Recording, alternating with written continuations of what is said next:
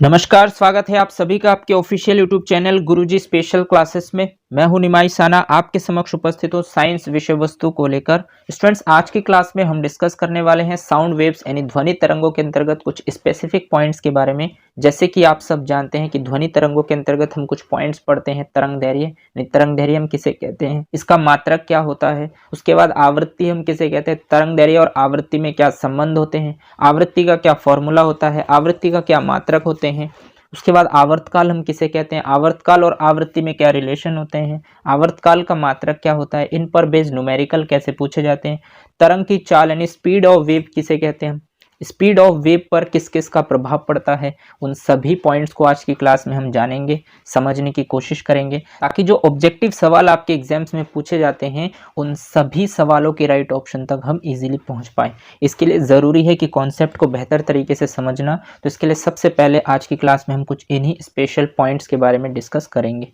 तो चलिए शुरू करते हैं आज की क्लास और जानते हैं आज की क्लास का जो पहला पॉइंट है स्टूडेंट्स, वो है आपका तरंग दैर्घ्य यानी तरंग दैर्घ्य, जिसको हम इंग्लिश में कहते हैं वेव्स लेंथ, और इसको डिनोट किया जाता है लैम्डा से। तो ध्यान रखेंगे, यानी वेव्स लेंथ जिसे हम तरंग दैर्घ्य कहते हैं और इसको रिप्रेजेंट हम करते हैं लैम्डा से। तो सबसे पहले आज की क्लास में हम वेवलेंथ को समझेंगे। तो स्टूडेंट्स, आप डायग्राम में देख पा रहे हैं कि आपके सामने दो डायग्राम है। ये मान लीजिए आपका डायग्राम नंबर फर्स्ट है और जो दूसरा डायग्राम है वो आपके राइट साइड में है। तो ये आपका दूसरा डायग्राम है।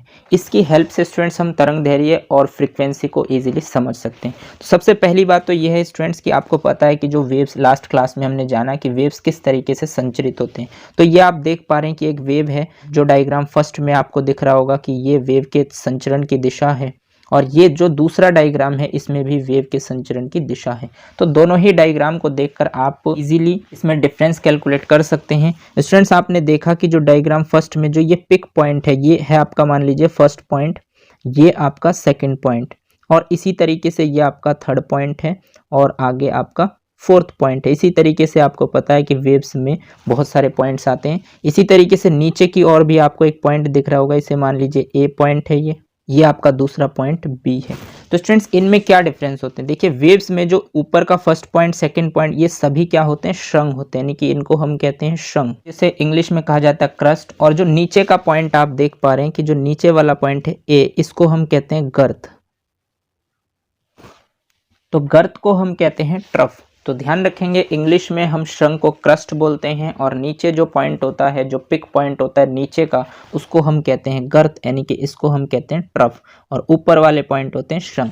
तो स्टूडेंट्स, वेवलेंथ क्या होता है कि जो ऊपर के जो आप पॉइंट देख रहे हैं, फर्स्ट श्रृंग और सेकंड श्रृंग, इनके जो बीच का डिस्टेंस होता है, इसी डिस्टेंस को हम वेवलेंथ कहते हैं, तरंग दैर्घ्य कहते हैं। इसी तरीके से अगर आप नीचे के गर्त को देखेंगे तो नीचे के दोनों गर्त की जो बीच की दूरी होती है, इसी को ही हम तरंग दैर्घ्य यानी लैम्डा कहते हैं। अगर आपसे कभी भी पूछा जाए कि तरंग दैर्घ्य हम किसे कहते हैं, तो आप बता सकते हैं कि दोनों क्रमागत श्रृंगों की बीच की जो दूरी है, यानी क्रमागत का मतलब होता है स्टूडेंट्स, ऐसा नहीं कि आप फर्स्ट और थर्ड के बीच के डिस्टेंस को कैलकुलेट करेंगे। क्रमागत का मतलब होता है लगातार, या तो आप फर्स्ट और सेकंड के बीच के डिस्टेंस को कैलकुलेट करें या सेकंड और थर्ड के बीच के डिस्टेंस को कैलकुलेट करें। इनको हम कहते हैं लैम्डा यानी तरंग दैर्घ्य। चाहे आप श्रृंगों के बीच की दूरी कैलकुलेट कर लीजिए या गर्तों की बीच की दूरी, यानी नीचे के जो पिक पॉइंट होते हैं उनकी बीच की दूरी कैलकुलेट कर लीजिए, इनको ही हम तरंग दैर्घ्य कहते हैं। अब स्टूडेंट्स, आप देख पा रहे हैं कि जो फर्स्ट आपका डायग्राम है, इसमें तरंग दैर्घ्य लैम्डा कम है। यहाँ पर अगर आप लैम्डा को कैलकुलेट कर रहे हैं तो यहाँ का डिस्टेंस आप देख लीजिए, और जो सेकंड डायग्राम में ये आपका क्या है, पिक पॉइंट श्रृंग है और ये दूसरा श्रृंग है। तो इन दोनों श्रृंग के बीच की जो दूरी है, इसी को ही तो हम तरंग दैर्घ्य यानी कि लैम्डा कहते हैं। तो आप देख पा रहे हैं फर्स्ट डायग्राम में जो तरंग दैर्घ्य का डिस्टेंस है वो कुछ इतना सा है, और अगर आप सेकंड डायग्राम है उसमें देखेंगे तो तरंग दैर्घ्य का डिस्टेंस इसमें ज्यादा है। तो इसलिए आपको दिख रहा होगा कि यहाँ पर फर्स्ट डायग्राम में मैंने लिखा है कि तरंग दैर्घ्य यानी लैम्डा कम। तो जहां पर स्टूडेंट तरंग दैर्घ्य का मान कम होगा, वहां पर आपकी आवृत्ति यानी फ्रीक्वेंसी यहाँ पर ज्यादा हो जाएगी, यानी कि बढ़ जाएगी। इस तरीके से ये ज्यादा आवृत्ति लगाएंगे, यानी चक्कर ज्यादा लगाएंगे, तो इसका मतलब आवृत्ति जो n है वो ज्यादा हो जाएगा। इसी तरीके से दूसरे डायग्राम में आप देख पा रहे हैं कि जो तरंग दैर्घ्य यानी लैम्डा का मान है वो ज्यादा है। अगर तरंग दैर्घ्य लैम्डा का मान ज्यादा है तो इसका मतलब यहाँ पर आवृत्ति क्या हो जाएगा, कम हो जाएगा। यहाँ पर स्टूडेंट्स आप देख रहे हैं कि ये एक ही राउंड पूरा हुआ है और इसमें इसने 4-5 राउंड क्लियर कर लिए हैं। तो दोनों डायग्राम को आप देखकर समझ पा रहे हैं कि जहां पर तरंग दैर्ध्य का मान कम होगा वहां पर आवृत्ति का मान ज्यादा हो जाएगा, और जहां पर तरंग दैर्ध्य का मान ज्यादा होगा वहां आवृत्ति का मान कम हो जाएगा। तो यही दो डिफरेंस होते हैं आपके तरंग दैर्ध्य यानी वेवलेंथ और फ्रीक्वेंसी आवृत्ति में। अगर आपसे पूछा जाए कि हम तरंग दैर्ध्य किसे कहते हैं, तो आप बताएंगे दो क्रमागत श्रृंगों अथवा, यहाँ पर स्टूडेंट थोड़ा सा ध्यान रखेंगे, अथवा है, दो क्रमागत श्रृंगों अथवा गर्तों के मध्य का विस्थापन तरंग दैर्ध्य कहलाता है। यानी कि या तो दो क्रमागत श्रृंग हो या फिर दोनों क्रमागत गर्त हो, और उनके मध्य का जो विस्थापन है, जो डिस्टेंस है, उसी को ही हम तरंग दैर्ध्य यानी कि लैम्डा कहते हैं। और अगर आपसे कभी भी इसका मात्रक पूछा जाए तो आप बताएंगे कि इसका मात्रक आपका होता है मीटर। तो स्टूडेंट्स, उम्मीद करता हूं कि तरंग दैर्ध्य यानी कि लैम्डा को आप इजीली समझ पाए। अगर आपसे कभी भी पूछा जाए कि हम तरंग दैर्ध्य किसे कहते हैं, या आपसे पूछा जा सकता है कि दो क्रमागत श्रृंगों के मध्य के विस्थापन को क्या कहते हैं, तो ऑप्शन में अगर आपको तरंग दैर्ध्य दिखे तो आप तरंग दैर्ध्य के साथ जाएंगे, यानी कि लैम्डा के साथ जाएंगे, क्योंकि दो क्रमागत श्रृंगों अथवा दो क्रमागत गर्तों के मध्य के विस्थापन को हम तरंग दैर्ध्य कहते हैं। और वेव लेंथ यानी कि लेंथ का मतलब, आप किसी भी चीज को मेजर करेंगे तो उसको किस में मेजर करेंगे स्टूडेंट्स, उसको आप करेंगे मीटर में। तो इसलिए कभी भी आपसे पूछा जाए कि तरंग दैर्ध्य का मात्रक बताइए तो आप बताएंगे इसका मात्रक मीटर होता है। उम्मीद करता हूं कि तरंग दैर्ध्य को आप इजीली समझ पाए होंगे और यहां से यही पॉइंट्स आपके बन सकते हैं। लेकिन ध्यान रखेंगे कि तरंग दैर्ध्य और आवृत्ति में विपरीत संबंध होते हैं। अगर तरंग दैर्ध्य का मान ज्यादा होगा तो आवृत्ति का मान कम हो जाएगा, अगर तरंग दैर्ध्य का मान कम हो जाएगा तो आवृत्ति ज्यादा हो जाएगा। तो उम्मीद करता हूं कि आप तरंग दैर्ध्य को इजीली समझ पाए होंगे। चलिए आगे बढ़ते हैं और समझते हैं कि फ्रीक्वेंसी हम किसे कहते हैं। तो फ्रीक्वेंसी यानी कि आवृत्ति हम किसे कहते हैं। नेक्स्ट पॉइंट आपका है आवृत्ति यानी फ्रीक्वेंसी। तो अगर आपसे पूछा जाए कि फ्रीक्वेंसी हम किसे कहते हैं, तो आप बताएंगे कि तरंग के द्वारा 1 सेकंड में पूरे किए गए चक्करों की संख्या आवृत्ति कहलाती है। देखिए, तरंग के द्वारा जो आपके तरंग यानी वेव्स है, वो 1 सेकंड में पूरे किए गए चक्करों की संख्या, यानी कि वो 1 सेकंड में कितने चक्कर, कितने राउंड लगाते हैं, उस नंबर्स को हम क्या कहते हैं, आवृत्ति कहते हैं। ध्यान रखेंगे, अगर आपसे कभी भी पूछा जाए कि आवृत्ति यानी फ्रीक्वेंसी हम किसे कहते हैं, तो आप बताएंगे कि तरंग के द्वारा 1 सेकंड में पूरे किए गए चक्करों की संख्या को आवृत्ति कहा जाता है। इसी तरीके से आवृत्ति का फॉर्मूला अगर आपसे पूछा जाए तो आप बताएंगे आवृत्ति बराबर होता है 1/, आवर्तकाल, यानी सीधा सीधा आवृत्ति यानी कि जिसको फ्रीक्वेंसी कहते हैं उसको n से रिप्रेजेंट करते हैं, और इसका फॉर्मूला होता है 1/, आवर्तकाल। अब स्टूडेंट्स, आपको पता है आवर्तकाल, काल का मतलब क्या होता है, यानी कि समय, और समय को आप मेजर करते हैं सेकंड में, तो इसका मात्रक हो जाएगा 1/, सेकंड, और इसी को ही आप लिख सकते हैं सेकंड की पावर -1, क्योंकि सेकंड जब ऊपर जाएगा तो इसका मात्रक हो जाएगा सेकंड की पावर -1। तो आपसे पूछा जा सकता है कि आवृत्ति का मात्रक बताए। अगर आपसे पूछा जाए आवृत्ति का मात्रक क्या होता है, तो आप बताएंगे सेकंड की पावर -1। और इसके अलावा एक और मात्रक होता है जिसे हम कहते हैं हर्ट्ज। तो ध्यान रखेंगे, आवृत्ति का मात्रक हर्ट्ज या फिर सेकंड की पावर -1 है। अगर सेकंड की पावर -1 ऑप्शन में है तो आप उसके साथ जाएंगे, और अगर ऑप्शन में सेकंड की पावर -1 नहीं है तो ऑब्वियसली हर्ट्ज होगा, क्योंकि ये बहुत ज़्यादा इंपॉर्टेंट है। बार बार पूछा जाता है कि आवृत्ति का मात्रक बताए, तो आवृत्ति का मात्रक मोस्टली हर्ट्ज होता है, और अगर हर्ट्ज नहीं है तो आप फॉर्मूले से इसके मात्रक सेकंड की पावर -1 बता सकते हैं। उम्मीद करता हूँ कि आप फ्रीक्वेंसी यानी आवृत्ति को समझ पाए कि तरंग के द्वारा 1 सेकंड में जितने चक्कर वो लगाते हैं उन चक्करों की संख्या को हम आवृत्ति कहते हैं। चलिए आगे बढ़ते हैं और समझते हैं नेक्स्ट पॉइंट आपका क्या कहता है। तो नेक्स्ट पॉइंट आपका स्टूडेंट्स आवर्तकाल, जिसे हम इंग्लिश में कहते हैं टाइम पीरियड। तो टाइम पीरियड हम किसे कहते हैं, चलिए इसको भी समझते हैं। तो आवर्तकाल यानी तरंग के द्वारा एक चक्कर पूरा करने में लगा समय उस तरंग का आवर्तकाल कहलाता है। देखिए, तरंग के द्वारा यानी कि जो आपके तरंग है यानी वेव्स है, वो एक चक्कर पूरा करने में यानी कि 1 राउंड पूरा करने में जो समय लेता है उसे तरंग का आवर्तकाल कहते हैं। यानी कि एक चक्कर पूरा करने में लगा समय उस तरंग का आवर्तकाल कहलाता है। मतलब एक राउंड पूरा करने में जो तरंग समय लेती है उसको उसका आवर्तकाल यानी टाइम पीरियड कहा जाता है। इसी तरीके से अगर आपसे आवर्तकाल का फॉर्मूला पूछा जाए तो आप बताएंगे 1/, आवृत्ति, यानी आवर्तकाल और आवृत्ति में भी विपरीत संबंध होते हैं। टाइम पीरियड आवर्तकाल को T से डिनोट करते हैं, तो T इक्वल टू होता है 1 आवृत्ति यानी कि N। अगर आपसे पूछा जाए इसका मात्रक बताइए तो आप बताएंगे कि इसका मात्रक होता है सेकंड, क्योंकि समय को आप मेजर करते हैं सेकंड में, SI सिस्टम के अनुसार हम इसको सेकंड में मेजर करते हैं, तो इसलिए आवर्तकाल का मात्रक हो जाता है आपका सेकंड। उम्मीद करता हूं कि इन सभी पॉइंट्स को आप इजीली समझ पा रहे हैं, क्योंकि सीधे सीधे यहाँ से एक फैक्ट्स आपसे पूछ लिया जाएगा कि आवर्तकाल का मात्रक बताइए, या आवर्तकाल और आवृत्ति में संबंध बताइए, या आवर्तकाल बराबर 1/, क्या होता है, तो आप बताएंगे 1/, आवृत्ति। इस तरीके से एक एक मार्क्स में आपसे क्वेश्चंस पूछे जाते हैं, ऑब्जेक्टिव सवाल। तो अगर आप उन सभी सवालों को सही करना चाहते हैं तो उसके लिए ज़रूरी है कि आप कॉन्सेप्ट को बेहतर ढंग से समझें। तो इसके अंतर्गत नेक्स्ट पॉइंट आपका बनता है स्टूडेंट्स, तरंग की चाल। उम्मीद करता हूं कि यहाँ तक मैंने अभी तक जितने भी पॉइंट्स आपके साथ डिस्कस किए, जैसे वेवलेंथ किसे कहते हैं, इसका मात्रक क्या होता है, आवृत्ति फ्रीक्वेंसी किसे कहते हैं, इसका मात्रक क्या होता है, इसका फॉर्मूला क्या होता है, और आवर्तकाल क्या होते हैं, आवर्तकाल का क्या मात्रक है, इन सभी पॉइंट्स को आप इजीली समझ पाए होंगे। अब चलते हैं, आगे बढ़ते हैं और समझते हैं तरंग की चाल यानी स्पीड ऑफ वेव क्या होता है। तो स्टूडेंट्स, अगर आपसे पूछा जाए तरंग की चाल हम किसे कहते हैं, तो आप बताएंगे 1 सेकंड में तरंग के द्वारा तय की गई दूरी को तरंग की चाल कहते हैं। देखिए 1 सेकंड में, यानी कि 1 सेकंड में तरंग के द्वारा तय की गई दूरी, 1 सेकंड में तरंग के द्वारा जो दूरी तय की जाती है उसी को ही तरंग की चाल कहते हैं, यानी कि स्पीड ऑफ वेव कहते हैं। आपको पता है स्टूडेंट्स कि चाल का फॉर्मूला क्या होता है, तो चाल का फॉर्मूला होता है दूरी बटे समय। तो समय अगर आप लेंगे 1 सेकंड, तो 1 सेकंड में आप जितनी दूरी तय करेंगे, 1 सेकंड में आप जितनी दूरी तय करेंगे, नीचे अगर 1 सेकंड आता है तो ये मानकर चलिए कि आपका जो चाल है और जो दूरी है वो आपस में बराबर हो जाते हैं, क्योंकि समय अगर नीचे आप 1 सेकंड लेते हैं तो एक तो हर एक नंबर के नीचे रहता ही है, तो इसका मतलब 1 सेकंड अगर आप लेंगे तो चाल और दूरी आपस में क्या हो जाएंगे, बराबर हो जाएंगे। तो यही बताया गया कि 1 सेकंड में तरंग के द्वारा प्राप्त की गई दूरी या तय की गई दूरी को हम उसकी चाल कहते हैं, नहीं तरंग की चाल कहते हैं। तो ध्यान रखेंगे, चाल बराबर दूरी बटे समय से अगर समय का मान आपका 1 सेकंड हो जाता है तो जितनी दूरी तरंग के द्वारा तय की जाती है उसी को उसका चाल कहते हैं। उम्मीद करता हूं कि आप तरंग की चाल को समझ पाए होंगे। चलिए आगे बढ़ते हैं और समझते हैं कि ध्वनि तरंग की चाल मुख्यतः माध्यम की प्रत्यास्थता तथा घनत्व d पर निर्भर करती है। देखिए जो ध्वनि तरंग की चाल यानी कि जो ध्वनि तरंग की चाल है, यानी जो साउंड वेव्स है उसकी जो चाल है वो माध्यम की प्रत्यास्थता, यानी माध्यम की प्रत्यास्थता E, इलास्टिसिटी और घनत्व डेंसिटी D पर निर्भर करती है। यानी कि ध्वनि की जो चाल है स्टूडेंट्स, फॉर्मूला होता है V = √E/d, जहाँ पर E होता है आपकी प्रत्यास्थता यानी कि इलास्टिसिटी और D होता है आपका घनत्व यानी कि डेंसिटी। तो V = हो जाएगा √E/d।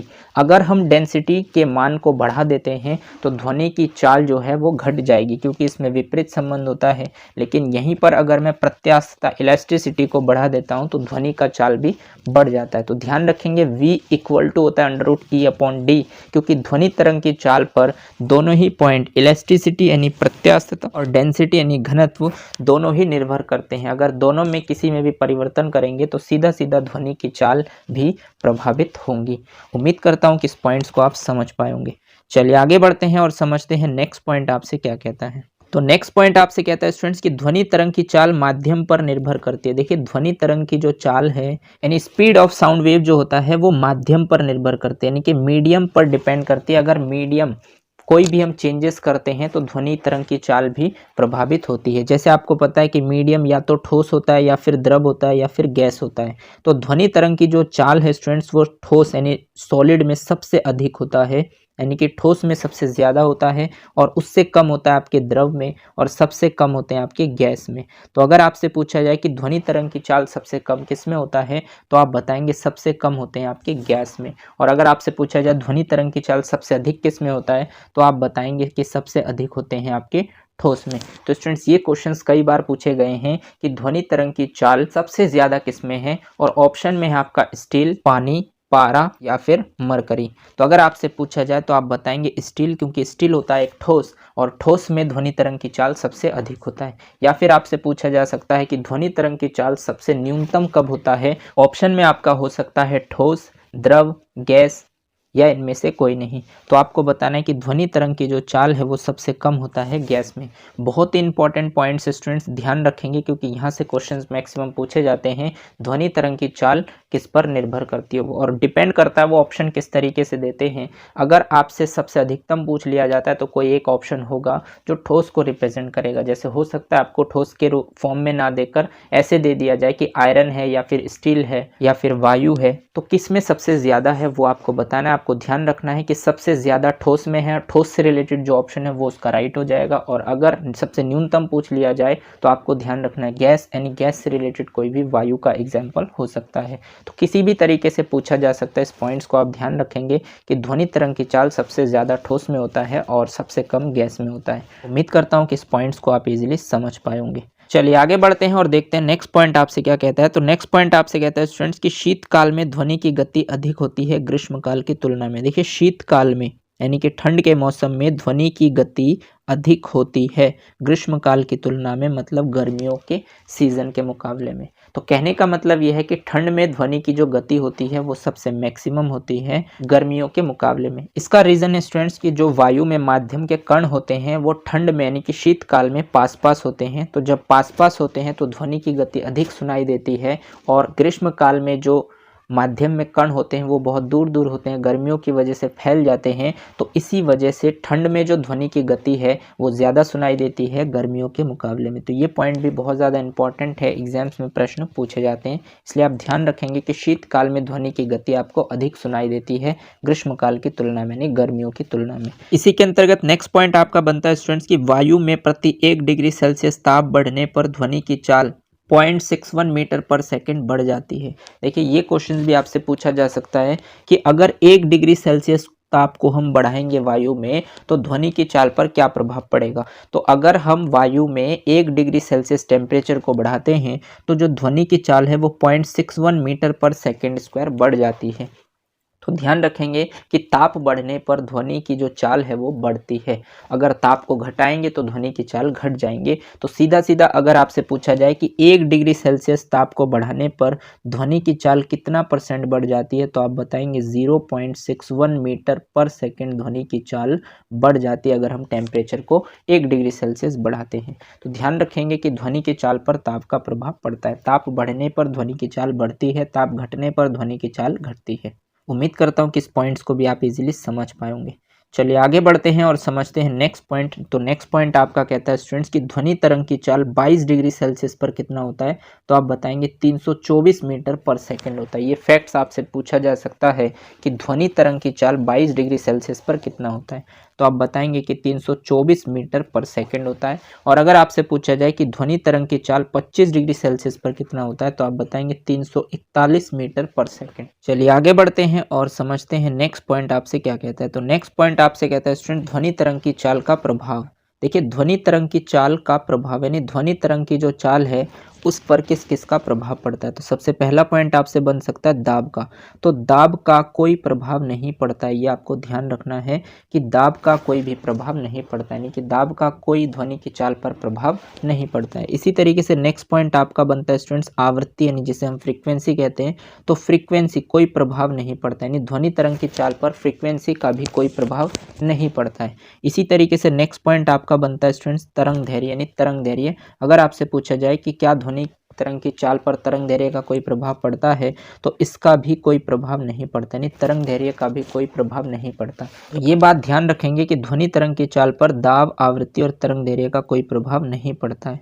तो अगर ध्वनि तरंग की चाल पर इनका प्रभाव नहीं पड़ता है तो किन का प्रभाव पड़ता है और कहाँ से प्रश्न आपके बन सकते हैं। तो स्टूडेंट्स यहाँ से बन सकता है ताप से, क्योंकि अभी आपने पढ़ा है कि टेम्परेचर अगर हम 1 डिग्री सेल्सियस बढ़ाते हैं तो 0.61 मीटर पर सेकेंड जो है ध्वनि की चाल बढ़ जाती है। तो सीधा सीधा कहने का मतलब अगर हम तापमान को बढ़ाएंगे तो ध्वनि की चाल बढ़ जाएगा, तो इसका मतलब तापमान बढ़ने पर ध्वनि तरंग की चाल बढ़ जाती है। ध्यान रखेंगे ये पॉइंट बहुत ज़्यादा इंपॉर्टेंट है, एग्जाम्स में प्रश्न बनते हैं यहाँ से कि ध्वनि तरंग की चाल पर निम्नलिखित में से किसका प्रभाव पड़ता है। ऑप्शन रहेगा दाब, आवृत्ति, तरंग दैर्घ्य और ताप। तो यहाँ से आपका ऑप्शन हो जाएगा ताप, क्योंकि ना तो दाब पर, ना आवृत्ति पर और ना तरंग दैर्घ्य पर ध्वनि तरंग की चाल का कोई प्रभाव नहीं पड़ता है, सिर्फ और सिर्फ पड़ता है ताप पर। अगर हम किसी भी मीडियम की टेम्परेचर को बढ़ा देंगे तो ध्वनि की चाल का मान भी बढ़ जाएगा। इसी तरीके से नेक्स्ट पॉइंट आपका बनता है स्टूडेंट्स आर्द्रता, यानी आर्द्रता, ह्यूमिडिटी हम किसे कहते हैं। तो आर्द्रता, ह्यूमिडिटी बढ़ने पर ध्वनि तरंग की चाल बढ़ जाती है।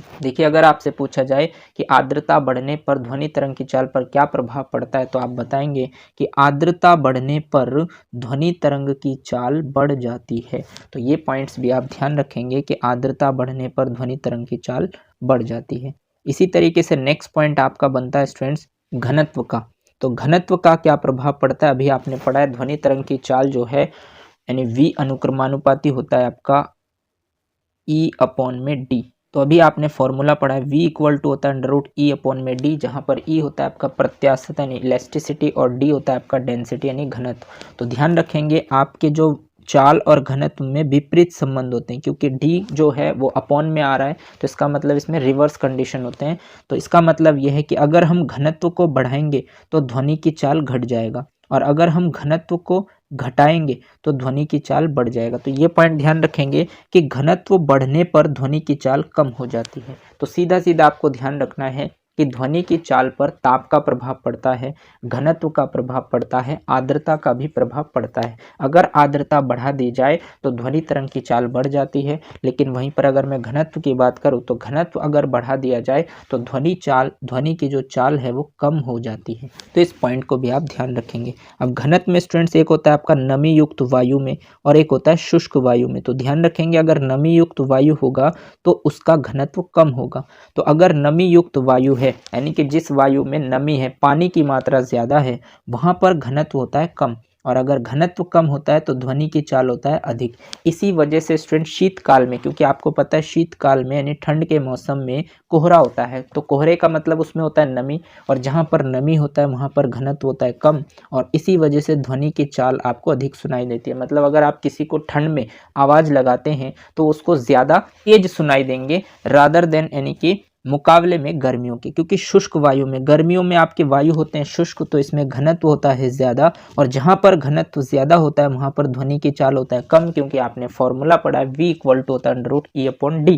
तो जहाँ पर शुष्क वायु होंगे वहाँ घनत्व ज़्यादा हो जाएगा, और घनत्व ज़्यादा होने की वजह से ध्वनि की चाल कम हो जाएगी। तो कहने का मतलब अगर आप सर्दी की बात करेंगे तो सर्दी में जो कोहरा होता है यानी कि वो नमी युक्त वायु होता है, उसमें घनत्व कम होता है, तो घनत्व कम होने से ध्वनि की चाल आपको अधिक सुनाई देती है। लेकिन यहीं पर अगर हम गर्मियों की बात करें तो शुष्क वायु में घनत्व ज़्यादा होता है, इसी कारण ध्वनि की चाल यहाँ पर कम सुनाई देती है।